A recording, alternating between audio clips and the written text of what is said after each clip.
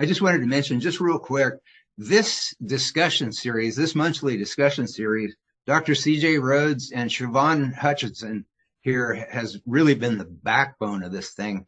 And this has been one of the most extraordinary experiences of my life because, as I mentioned before we turned the cameras on, this is the most important science being done in the history of science, according to Nikola Tesla. And I don't think there's anybody in science that could argue with Nikola Tesla. And so, these people should be on all the major TV programs talking about the science that we expose people to in this extraordinary series that Dr. C.J. Rhodes and Siobhan Hutchinson have made possible. And it's just, we organized World Tai Chi Day, which Princeton University Director of Research showed how we had actually changed global consciousness. But I've got to tell you, even though we've experienced doing Tai Chi with the whole planet for 24 years now, and that we actually changed global consciousness, this discussion series has been like the most spectacular event of my life. To have the ability to sit here with these folks and talk about the most important science being done in the history of science. And this platform provides data and science and information that has profoundly changed not only the way I do Tai Chi and Qigong and meditation, but the way I teach Tai Chi and Qigong and meditation, and the way that I do everything in my life. This has been truly life transformative for me to be exposed to all this data and all this information about these mind-body practices that I've been doing for 45 years. And I don't think there's a mind-body person on the planet who wouldn't experience the same benefits that I have from this discussion series. So it's really important that everybody share these videos that we produce for free. One of the things that that we got involved with was, you may or may not be familiar with it, I don't know, and there may be different versions of this. I'm not trying to just promote this one company, but there's a thing called Muse, a headband that'll sync with your phone, and then it can detect your brain waves, and then you can find out when you're in alpha state, essentially, or the percentage of time you're in alpha state. And that was extremely helpful. And then, as we, became aware of all the science that was just showing that it's really a huge miss by humanity not to be teaching kids how to do mind-body practices starting in kindergarten all the way through 12th grade.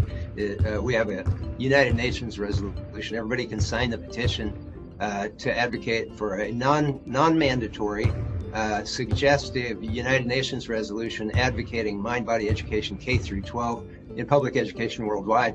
And what we're advocating is what we call the Big Five, because they have, in some cases, millennia of research behind them, but they have a huge amount of modern medical scientific research.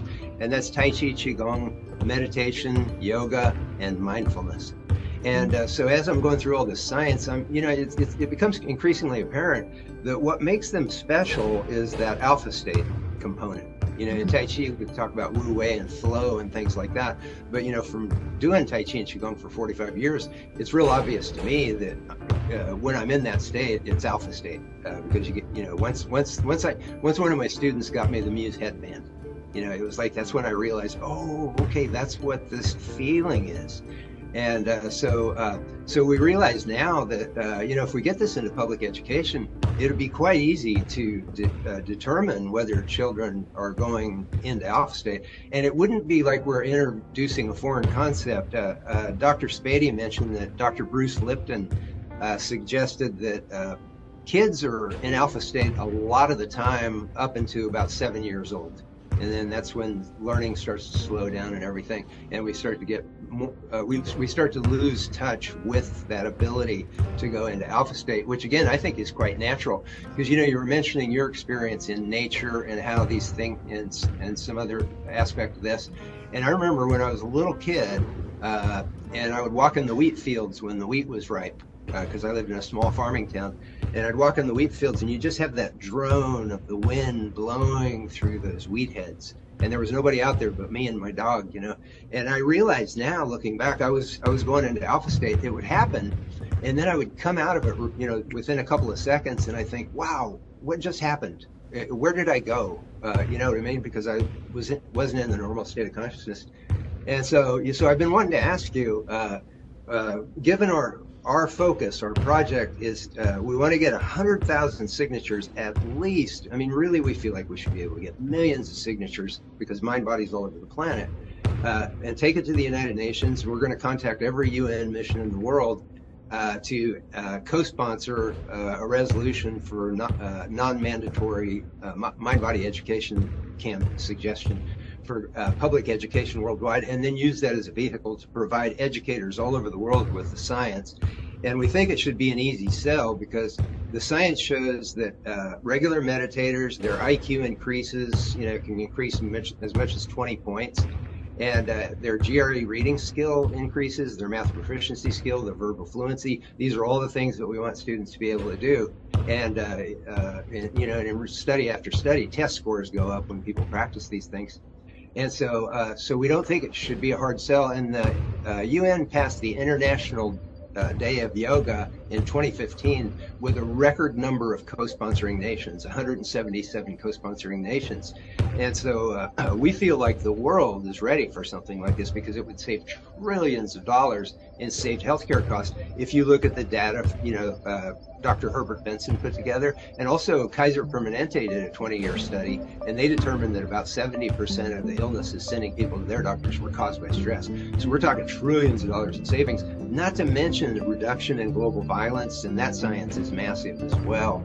So yeah, I was just curious to get your feel on this project that we're involved in, and we called it the Global Transformation Project because the science shows that's what it would do. Absolutely. We would like to focus on this project in which Bill and Angela are integrating and fostering, and which is the Global Transformation Project.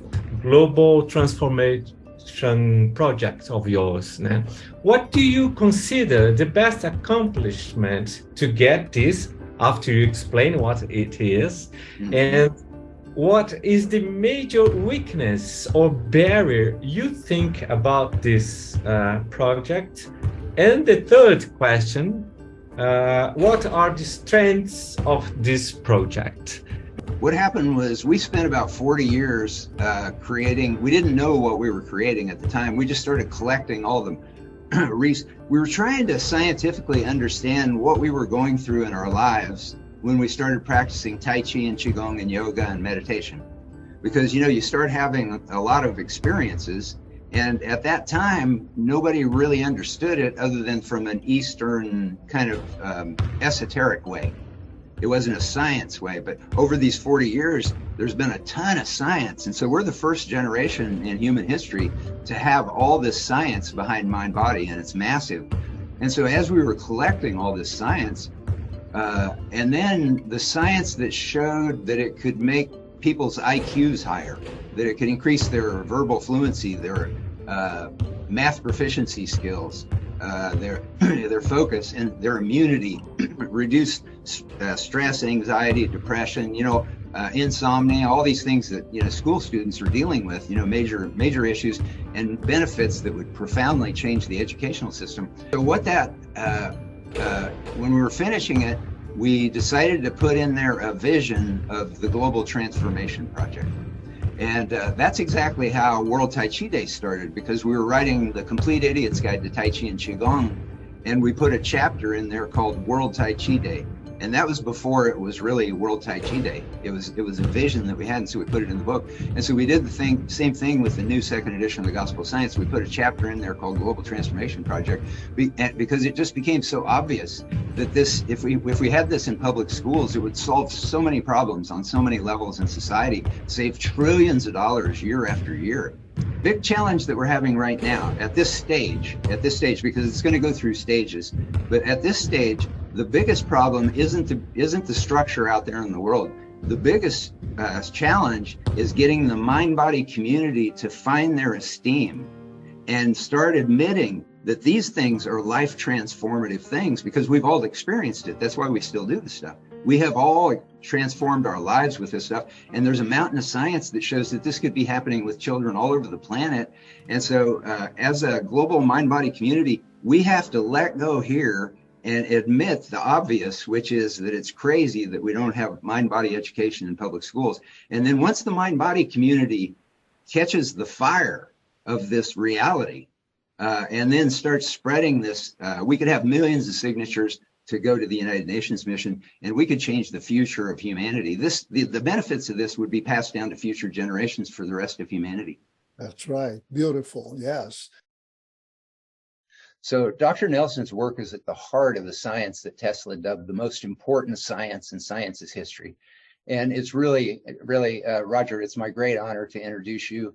And also, again, the book is Connected, the Emergence of Global Consciousness. And Dr. Nelson was the coordinator of research at the Princeton Engineering Anomalies Research Laboratory at Princeton University from 1980 to 2002. And again, directed the Global Consciousness Project since its inception in 1997. So thank you so much for being here, Roger. Thank you very much for inviting me and putting together this amazing panel.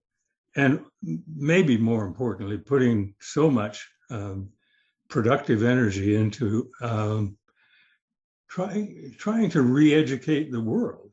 Basically, we need to learn how to get out from under the stress. We need to learn how to work from the heart, to connect with each other, and so forth. And I frankly think there's no better way than to start young. Start with the really youngest people we can reach. And I'm on the team. I really want something like the UN project that you're proposing to go through. So then the idea of, and I haven't had an idea this clear since World Tai Chi Day came into my mind. Okay. Global Transformation Project. Yes. What this is we don't deal with the whole healthcare system issue. What we do is we go to public education. Because when you start looking at the science on the big five mind-body practices that all have the big science behind them, Tai Chi, Qigong, Yoga, meditation, mindfulness, they all bring the mind into the alpha state, the alpha brainwave state, and that's where the magic happens. And so you have that immune system boosting function. But the way that we get it in schools is we're pushing for a United Nations resolution to call for, to get the science out to public educators all over the planet and recommend mind-body practices become a core part of public education. Yes. Because we have the immune system boosting things, which should fire people up. We should want the whole planet. We're talking about hundreds of millions of people if we can get this into public education. So you're talking about boosting